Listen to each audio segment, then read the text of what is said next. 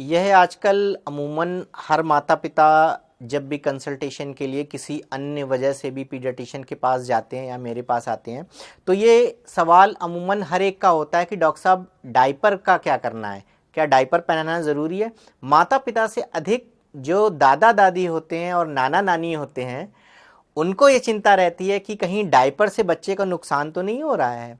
तो कहीं ना कहीं ये प्रेशर उनकी तरफ से भी आता है माता पिता के ऊपर कि भाई आप डायपर मत पहनाइए। तो आइए आज हम ये देखते हैं कि डायपर का यूज़ या मिसयूज़ या ओवर यूज़ ये कहाँ तक ठीक है, फ़ायदेमंद है, नुकसान है। अगर फ़ायदेमंद है तो कौन सा डायपर पहनाना है, कैसे पहनाना है, दिन में कितनी बारी बदलना है, ये सारे क्वेश्चन अमूमन माता पिता के होते हैं, जो कहीं ना कहीं एक पीडियाट्रिशियन बहुत अधिक व्यस्तता के कारण इनका जवाब अपनी ओपीडी में नहीं दे पाता है। तो मैंने सोचा क्यों ना आज माता पिता के ये जो सवाल जो कहीं ना कहीं कंसल्टेशन के चक्कर में, खांसी जुकाम के चक्कर में रह जाते हैं, वो हम आपके सामने इनका एक साइंटिफिक जवाब आपके सामने हम रख सकें।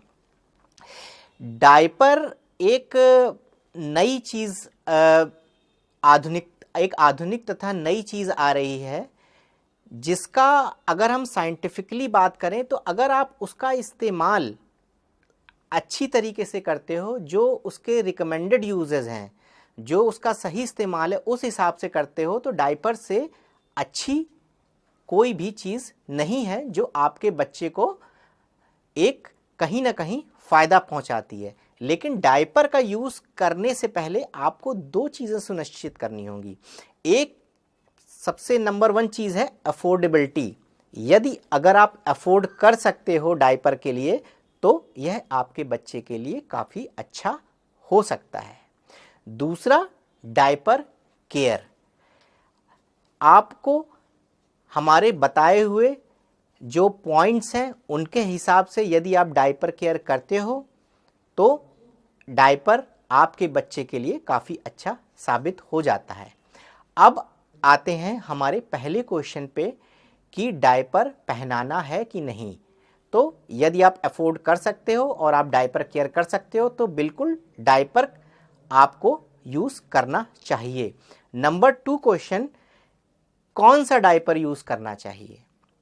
आजकल बाज़ार में कई तरीके की डिज़ाइन आ गई हैं, कई तरीके के ब्रांड आ गए हैं, लेकिन ब्रांड से कहीं जो इम्पोर्टेंट है वो डिज़ाइन देखना कि आपको कौन सी डिज़ाइन अपने बच्चे को पहनानी है। डिज़ाइन में दो तरीके के डायपर आज बाज़ार में अवेलेबल हैं। एक तो पैंट्स होते हैं जिसमें हर तरफ इलास्टिक लगी रहती है, पेट की तरफ भी और दोनों पैरों में भी, और एक होते हैं चिपकाने वाले डायपर जिसमें ना ऊपर इलास्टिक लगी है ना ही नीचे की तरफ इलास्टिक लगी रहती है।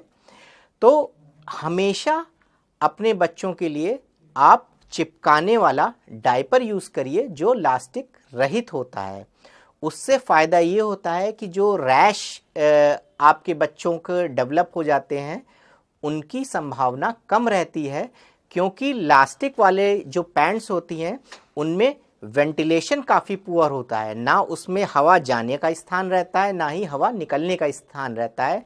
इसलिए जो बच्चे की स्किन होती है वो ब्रीथ नहीं कर पाती है, इसलिए बार बार उसमें लाल हो जाती है, उसमें रैशेस पड़ने की संभावना ज़्यादा होती है। यदि आप इस तरह ही हेल्थ के बारे में जानना चाहते हैं तो सब्सक्राइब करें ये channel the health care today और बेल आइकन दबाएं ताकि हर नए वीडियो का नोटिफिकेशन सबसे पहले आपको मिले।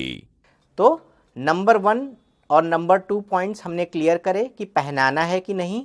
नंबर 2 कौन सा पहनाना है, डिज़ाइन कौन सी पहनानी है। अब आते हैं नंबर 3 यानी डायपर केयर में कि डायपर कितनी बार बदलना चाहिए।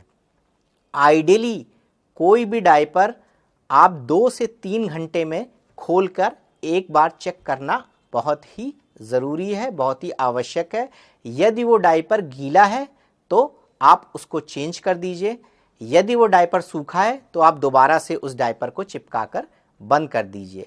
इस तरीके से एक दिन में आपके 6 से 8 डायपर एक बच्चे को लगते हैं, जिसकी कॉस्ट आप अपने हिसाब से समझकर, अपनी अफोर्डेबिलिटी के हिसाब से उसका नफ़ा नुकसान निकाल कर आप यूज़ करते हैं।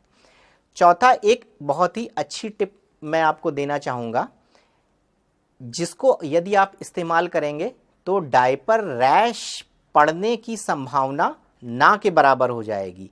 जब भी आप डायपर चेंज करते हैं, जैसा कि मैंने बताया, आपको हर 2-3 घंटे में डायपर खोल के देखना है। अगर वो गीला है तो उसको फेंक देना है, अगर वो सूखा है तो वापस से उसको आपको बांध देना है।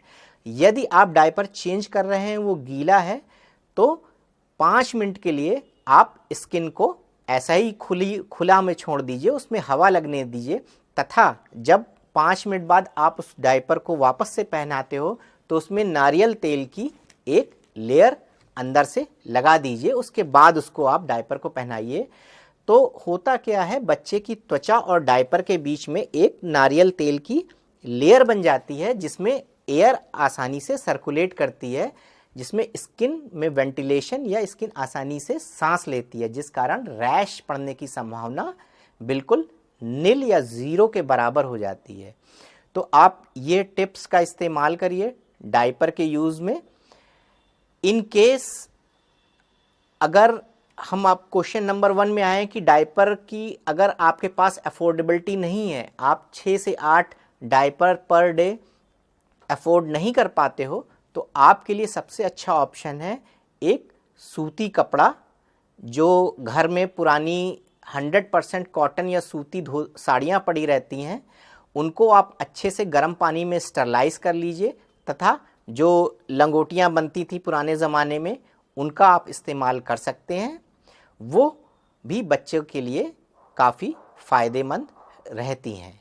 हालांकि उनमें कुछ सॉइलिंग वगैरह के जैसे यूरिन वगैरह लीक करती है, और उनको आपको तुरंत का तुरंत, एक बार सॉइल हो जाती हैं तो आपको उनको तुरंत का तुरंत चेंज करना रहता है। तो ये कुछ टिप्स थे डायपर के बारे में। आप इनका इस्तेमाल करिए और अपने बच्चे को स्वस्थ रखिए।